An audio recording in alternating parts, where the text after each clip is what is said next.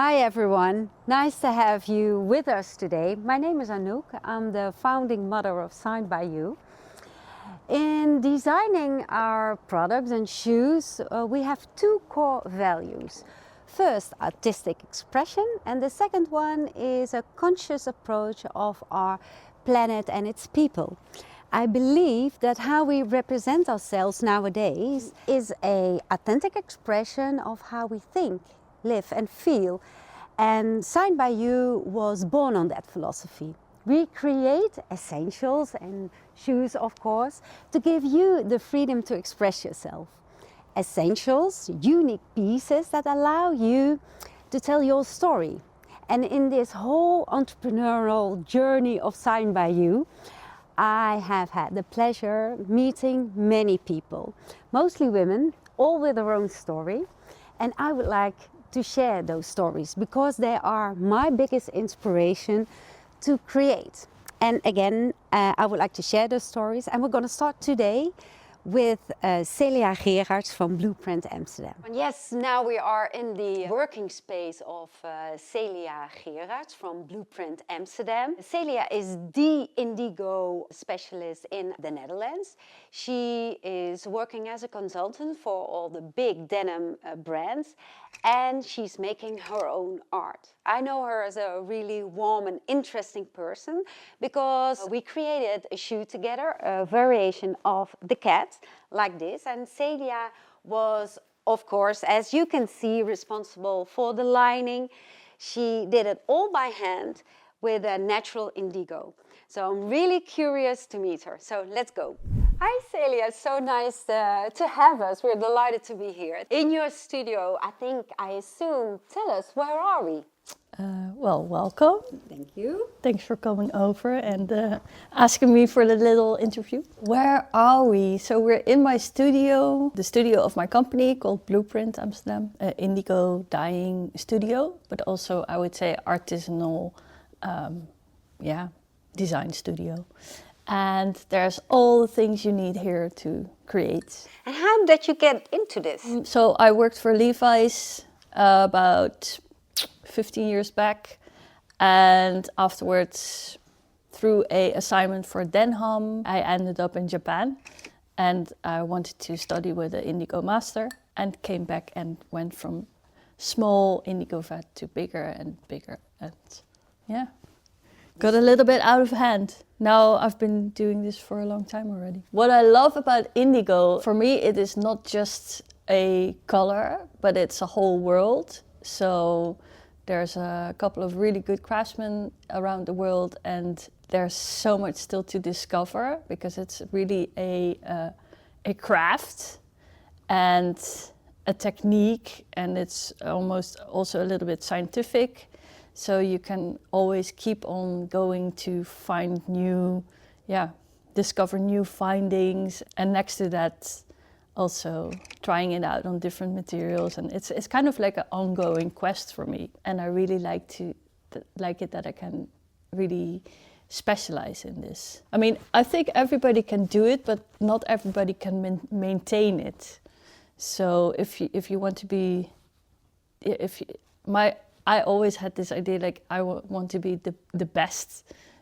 I want to do this the best as possible, and not just a little bit.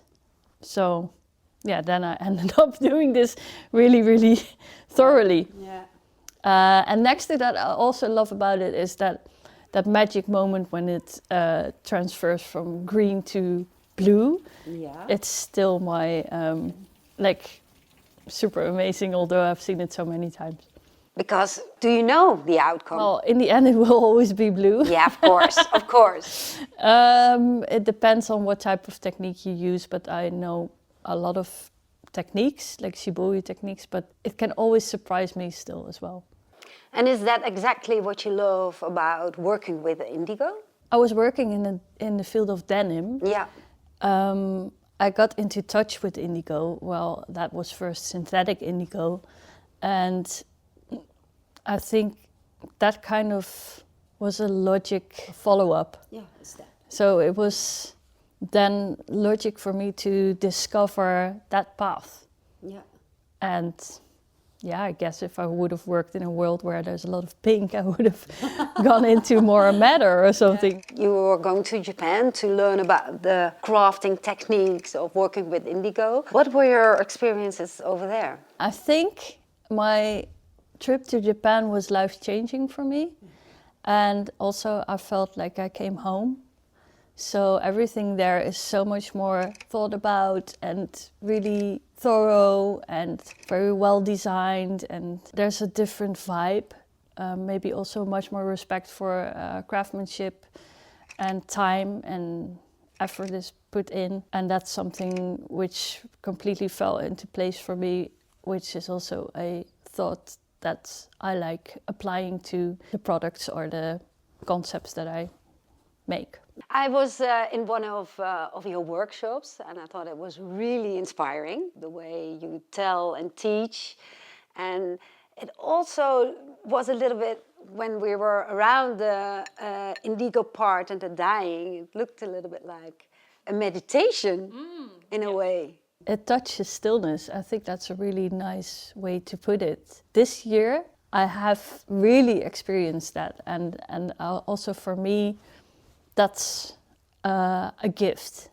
Like, it's a gift which is on top of doing this beautiful work that I also cannot go without. I found out that seems to be necessary to live my life. Oh, that's so valuable. And you say this is from I experienced that's also for the first time this year.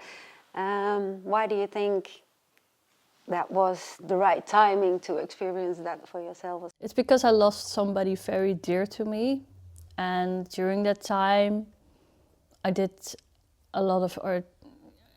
During the time of missing, I was just doing a lot of dyeing and being very confronted with thoughts and dealing with that somebody you really loved left the world in physical shape. So you go about it in your head, and what am I? It's me and my indigo vat, and it's the dipping and the continuous building up of that color, but also with almost each dip being there with my indigo vat and just dealing with what's happening. Yeah, I think that's very valid, because nowadays there's so much, it's so busy, everybody's moving around, and we're always bam, bam, bam, and you hardly stand still. Yeah. You hardly are one with your thoughts. And I then found out that is something which belongs to the craft of indigo dyeing. It sounds like much more than only a job, right? Oh yeah. I'm also quite addicted to it, so I feel that if I don't dye for maybe 1 or 2 days, I become a bit, I wouldn't say grumpy, but a bit, I just want to dye again. Or during my pregnancy leave, I had to finish the indigo vat. There was no indigo in the studio. It felt like the heart wasn't beating. It's just really dear to me. Was that also one of the reasons that you started your own business? No, totally not. I guess because back then I didn't work with indigo yet. I think I started my own business just because I just really want to be a boss of my own life and do what I want to do. I mean, life is short enough. There's been very challenging times, but I don't feel like giving up, because I just really enjoy it. It's a very big passion.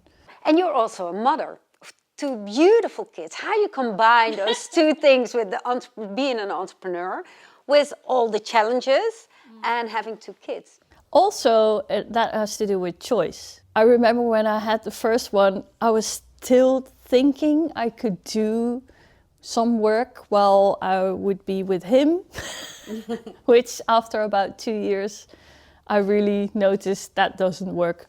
You could better make a choice. You better be there, really, really be there for them, and dedicate that time. And then the other time, you just really, really do your work. Yeah. So I think actually being a mother made me more efficient, because you kind of don't have so much time to do what you need to do. Yeah. My son always says, I'm a big child. So it's kind of like, I actually really like creating stuff with them, and I just really love being a mother as well. What would you advise others who are maybe thinking about stepping into starting their own business? Do you have any advice? Have a good think about what you're gonna do if that is really making your heart warm, like gives you fire inside, because then you can, I mean, being an entrepreneur needs a lot of attention and time and effort. So then if it really is something you care a lot about, then you're gonna give that. And you also will always be able to give that. We're standing with the Indigo. Were there times that you were working in your studio and that you experienced also some challenges in your life? In that sense, I think I've also always been very lucky that I've had passion for my work, and also always very happy to do what I do. I've had a bunch of challenges, but I guess the biggest one is that the father of my oldest, he has a frontal brain tumor, and of course it was your dream falls apart. Yeah. Your life dream together, and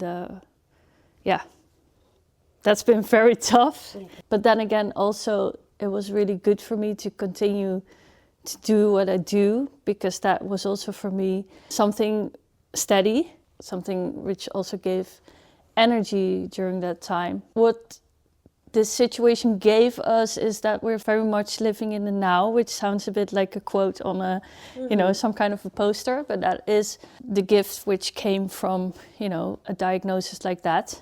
But it's been, of course, been really, really tough. Thank you for having us. It is a pleasure to see the studio, to work with you, because of course we developed a shoot together. Thank you for being there and for sharing all your wise lessons. And I hope we still have so many teas together and wines. Yeah, of course. Yeah. Thank you.